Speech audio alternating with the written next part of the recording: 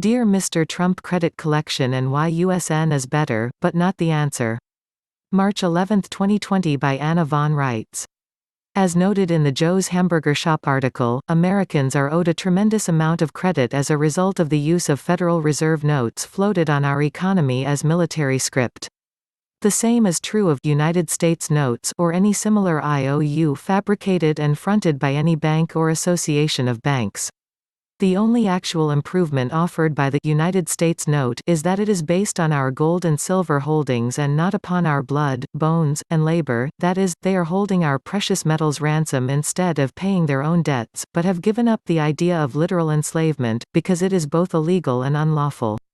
This improvement duly noted, federal subcontractors are still inappropriately offering to pay their debts based on our assets and labor and now, on our buying of commodities in our own markets. This is similar to having a robber propose to pay you back using your own stolen goods. It's still a debt note system, and it is still out of control, such that we are being prevented from conducting our own business affairs under false pretenses of trusteeship and merely presumed to exist delegations of power. The United States of America has called for the states to assemble, and they have done so. We are fully competent to direct our business affairs absent the Confederation of States of America, including the payment of debts and the settlement of credits owed. The principals responsible for chartering the bankrupt United States, Inc., and the current incorporated territorial version of United States of America are still on the hook, and we don't agree to any process by which the perpetrators of these schemes claim 80% of what is owed to the states and people as their reward for wrongdoing and then dole out 20% of what is owed to us to their cronies for infrastructure and philanthropy. This is just more barely veiled attempts to 1. Destroy the value of the USD via inflation and 2. Devalue the stock market, so as to reduce the value of the debts that the perps owe. This will avail them nothing, as the debts are still owed by the principals and the debts are still pegged against the United States silver dollar. This is especially true as we have the USB receipt book and are unlikely to forget its contents.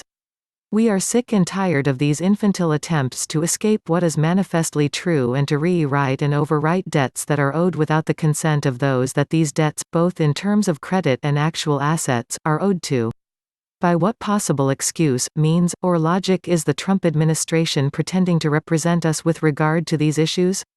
In the words of Rodney Dangerfield, what are the actual electors of this country? Chopped liver? By what authority is the Exchange Stabilization Fund being used to tank the USD? For whom and for what reason is all this deceitful, immoral, illegal, and unlawful manipulation being promoted? It isn't the American states and people.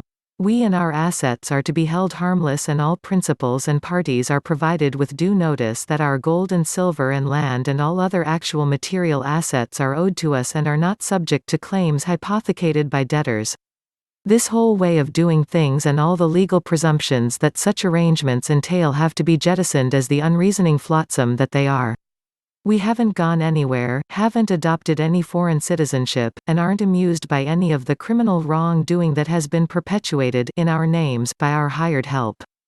Let's make this perfectly and absolutely clear: another debt note system based on other assets of ours is not the answer to paying us back for what we are already owed. Get started filling out and recording the paperwork based on Anna's article number 928 at www.theamericanstatesassembly.net/correct-your-status. Thank you.